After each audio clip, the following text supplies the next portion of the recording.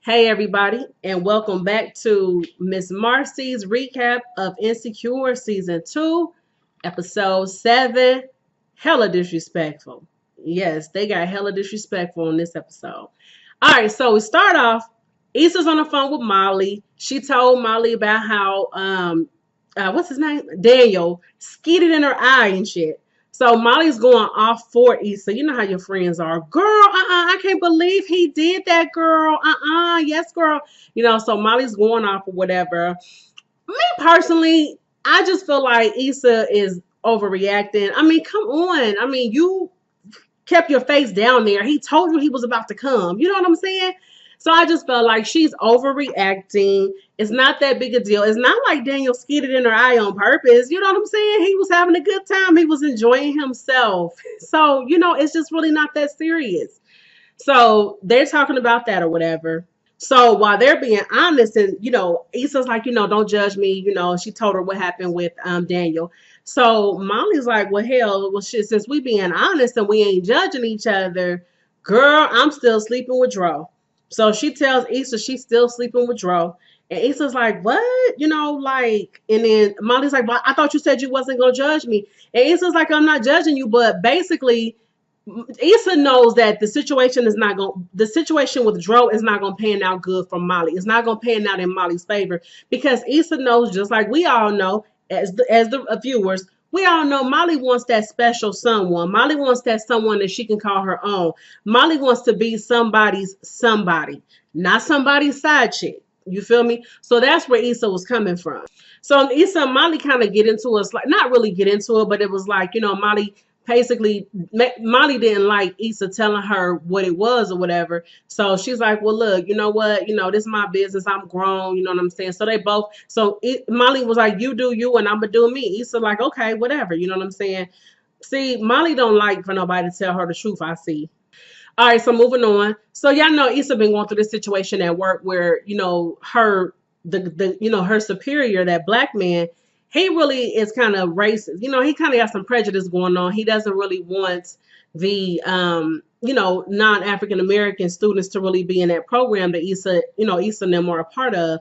So Issa actually just realized it when she was on the bus. She gets on the bus, she sits next to this Hispanic guy, and he tells her, that he tried to come into their tutoring program that they offer, but he was told that it was full. It was filled to capacity. And Issa know that's a lie because, it's just not. They don't even have any Hispanic kids in there. So that's when Issa realized that white, her coworker, the white girl, she hasn't been lying all this time. She has been telling the truth about the guy being kind of racist or whatever. So Issa kind of realized that, like, you know what, this ain't cool. So she goes to work and she apologizes to her coworker, and her coworker's like, where is this coming from? Because at first Issa was telling her she was tripping, but now she's like, well, where is this coming from? And Issa, she made up some old stuff like, well, I mean, it's just, she didn't want to tell her how she realized it, but she basically apologized to her. So then we get to the scene with Molly and Dro. So Dro's at Molly's apartment. She just got back from Chicago. Honey, she done gave this damn dude a key, okay? She done gave the nigga a freaking key. So, he's like, oh, you want me to get his key back to you? She's like, oh, no, you can keep it. Molly, you in danger, girl. So he's like, she's like, I got you something. He's like, how's your trip from Chicago? She's like, oh, it was good. I got you some. So she goes and gets this bag of candy or something or whatever and gives it to him, and he's eating it. While they're standing there talking and, kind of playing, she's all googly eyed over him. He mentions Tiffany's invite to Derek's birthday dinner. Okay. So she's like, oh, yeah. He's like, she asked me to bring Candace too. So Molly gets uncomfortable at the thought of Candace's name.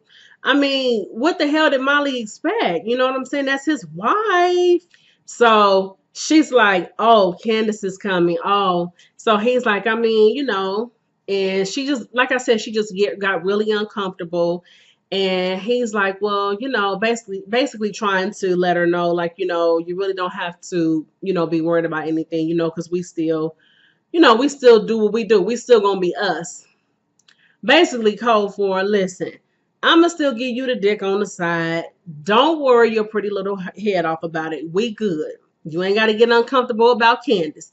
And Molly's like, well, I haven't really seen Candace since, basically since me and you hooked up or whatever, since we started fucking, basically. So he's like, we still us. So meanwhile, Tiffany texts Issa about the party, like, hey, are you coming to Derek's birthday dinner? And Issa's like, yeah, I'll be there. Tiffany's like, well, I invited Lawrence too, if that's okay. And first Issa was feeling all like, what? So she texts Molly like, did you know Lawrence was coming? Molly's like, no, if I knew that, I would have told you. Then Issa tried to go on Lawrence's Facebook, and I guess she was going to try to send him a message or whatever, So, so it wouldn't be no awkwardness, when they finally met up there. So she goes onto his Facebook page and she see this fool done blocked her. So she like, oh, she going to her little side, her little imagination that we always see her do, like when she's in the mirror talking to herself, and she's like, oh, is that how we doing it, my nigga? That's how we doing it. We getting childish, and you gonna block me? Y'all, I tell y'all, this show is so real. So she couldn't get in touch with Lawrence or whatever. So she texts Tiffany back like, all right, go ahead and invite him. You know what I'm saying? It's cool.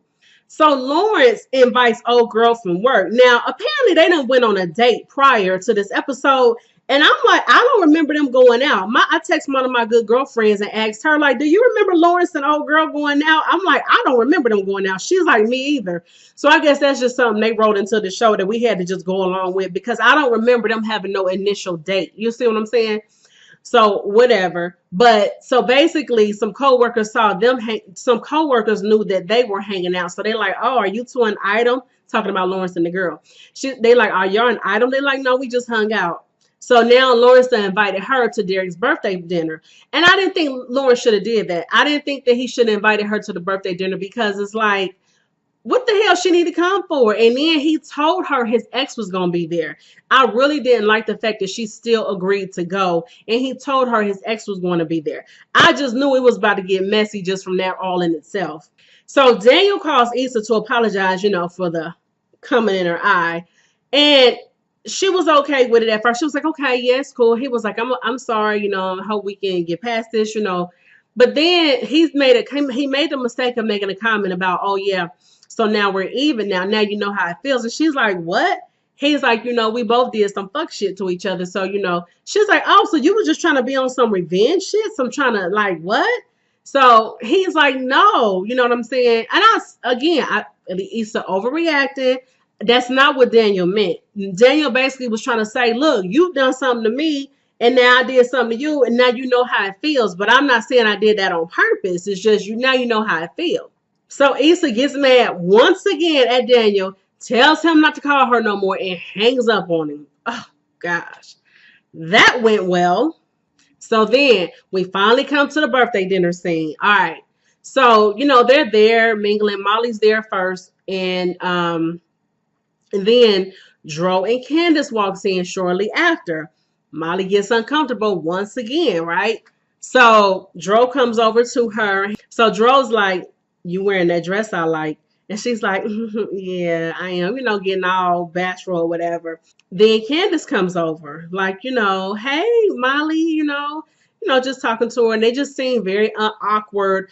And I'm going to tell y'all, I got to wonder, do Candace even know that Molly and Dro slept together? Because to me, it don't seem like she does. If she does, she didn't say nothing. Because my thing is, if I'm in an open marriage and my husband has slept with a girl that we know, because in an open marriage, one thing about it, and like Dro told Molly when he first told her that him and Candace had an open marriage, he said, as long as there are no secrets. So that means Dro should by now have told Candace about him and Molly.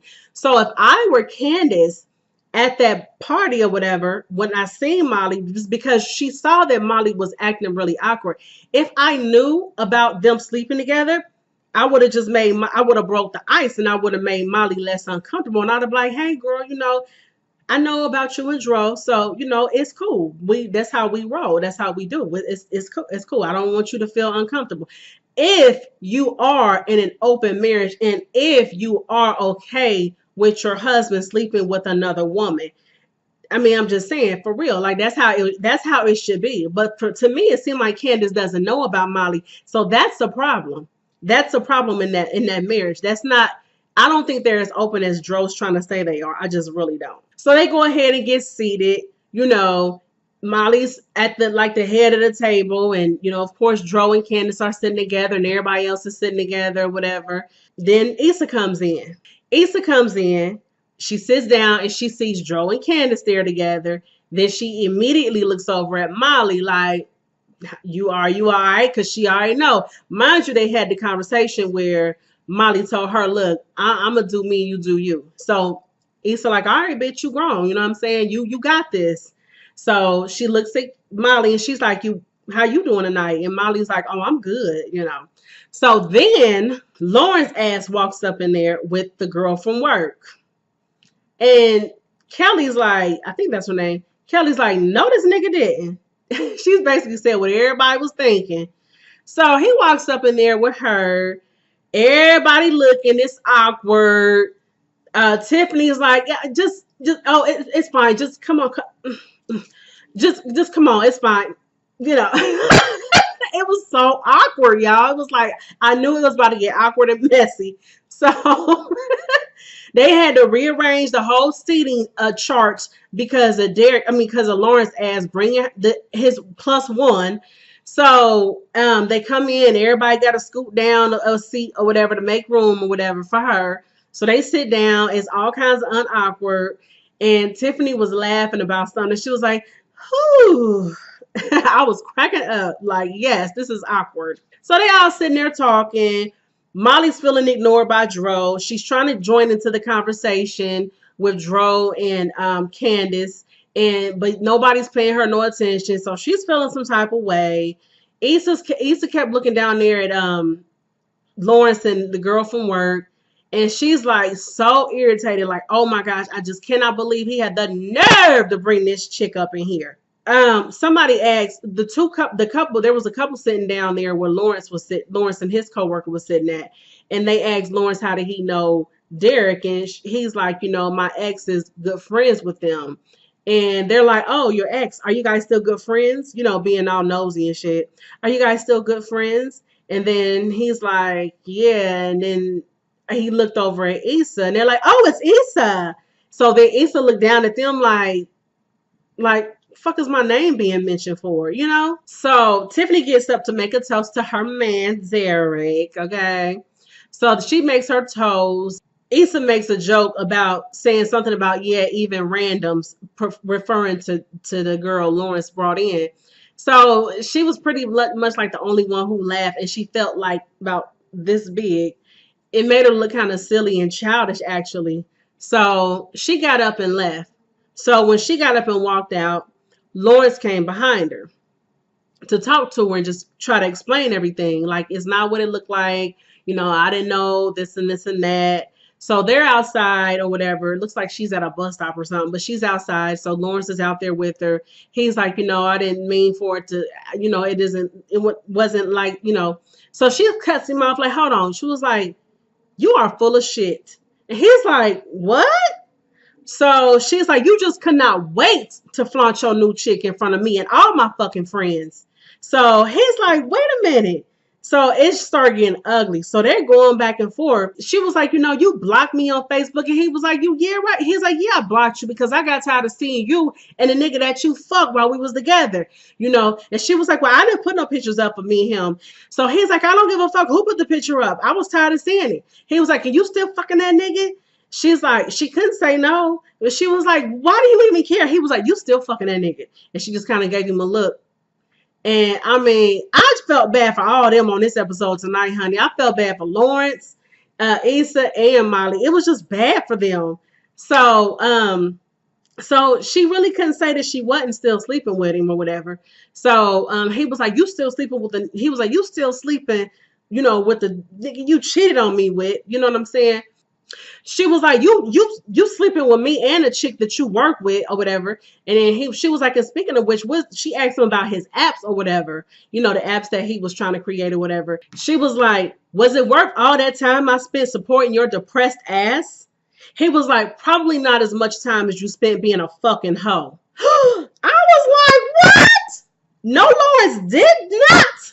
No, he didn't call her a fucking hoe. Yes, he did. So anyway, so honey, Issa was just looking like, what? So the girl from the job came outside like, hey, I really wish she would have kept her butt at home. Ugh. So then he was like, come on, let's go. So he grabbed her and they left. They went and got in the car. She's like, we can still go get some drinks. So they went and got some drinks or whatever. Then they showed them sitting on the couch kissing. We'll probably see them smashing on the next episode. Girl. I mean, it was just all bad for Issa. You know, my thing is Issa should have took Daniel to the fucking dinner. Why would you get mad at Daniel? You should have just took Daniel to the dinner. So then back inside at the party, Dro gets up to go to the bathroom. So Molly's watching him and she looks over at Candace and she sees that Candace is very into the party, so she's not paying no attention. So Molly slips out of her seat and goes and follows Dro to the bathroom like, Dro. And he's like, hey, what's up? So they're in the bathroom talking by this time. So he's like, sorry we haven't been able to talk or whatever, you know what I'm saying? And she's just like, I'm just looking at you and Candace together. You guys look good together. Molly's realizing that even though she's getting a piece of this man, he's still somebody else's man. And that no matter how much he come and have sex with you and make you feel good, honey, you're going to always come second to his wife. That's one of the things. If you're going to play side chick, that's one of the things you got to accept. You're going to be the side chick. But see, in Molly's case, Molly don't really want to be nobody's side chick. Like Issa tried to tell her, Molly wants to be somebody. So this side chick situation, it's not going to work for her. And she's realizing that. So anyway, so she's like, he's like, yeah, I'm sorry we haven't really had a chance to talk, so they started talking and she's like, y'all look good together, and he's like, I mean, but, he's basically still trying to let her know, like, but we got something too, So then next thing you know, we see him smashing her, honey. He banging the hell out of her up against the sink or whatever. They getting down in the bathroom. Okay. So right after they get done, they all like, perspired and everything. And he's like, I'm going to go back out there. Now are you going to stay back here for a minute? Or are you going to come out after? And then it just clicks in Molly's head like, oh my gosh. Now she's feeling like a cheap ass thrill, because the thing about it is, just like on the last episode where they was all in the tub, getting it cracking, honey, Molly wanted him to stay with her the whole night. But when Candace paged him, when Candace texted him, he had to go. And that's how the ball bounced when you're in a situation like that. Now, if you're the kind of woman who wants to be the side chick, you have no desire to be the main chick, fine. That won't bother you. But like I said, in this case, that's not Molly. So anyway, Joe goes back out to the party. So Molly calls her mother and she's like, Mom, I needed a minute. You know what I'm saying? I needed a minute. And she's like, her mother's like, I understand. And so Molly asked her mother, like, Mom, why did you take Dad back? Why did you stay with him after he cheated on you? And her mother was like, I know this is going to sound stupid, but I just really loved him. And Molly was like, well, how did you get over to her? How did you deal with that? And then her mother was like, well, I never really got over it, but I just knew that he treated me more good than he treated me bad. He made me feel good more than he made me feel bad. And I mean, that was it. And so Molly was just like, I think it made Molly think. I think Molly just really felt so dirty and cheap and just used with this whole Dro situation. That's not a good feeling. I mean, I don't know firsthand, but I can imagine. And I know some women who's been in that situation. When you messing with somebody else's man, you could feel like you doing it, honey. You getting her dick on the low. You think you doing something. You think that you think you getting over on the next woman, or you think you stepping on her toes. But when that man puts you second to her, honey, that's not a good feeling. So then Dro texts Molly talking about trying to hook up or whatever. And she just texts him like, you know what? She texts him back like, you know what? I can't do this no more. I just can't do this no more. So then they show Issa. She goes home and she goes home to find a note on her door telling her that they're about to raise her rent up. Oh my gosh, that's so annoying. When you done already had a trying day, a challenging day, an irritating day, and you come home to some mail talking about you owe some money, or they about to raise your rent or some.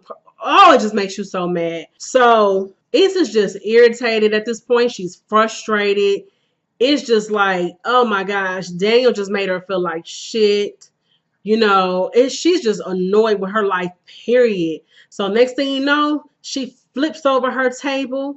She knocks over all the pictures off the wall, and she just starts tearing up her apartment, just mad as hell. And then it went off. Man, that episode was good. I'm so here for the next episode. I just want to really see how is she gonna clean up that apartment. What's she gonna do about her apartment? I don't know, y'all. Issa just making all the wrong moves, man. She got to get it together. But that was my recap. I hope y'all enjoyed this as much as I enjoyed doing it. I hope you enjoyed the show like as much as I enjoyed the show. But until next time, this is Miss Marcy. Thank you so much for watching. Peace.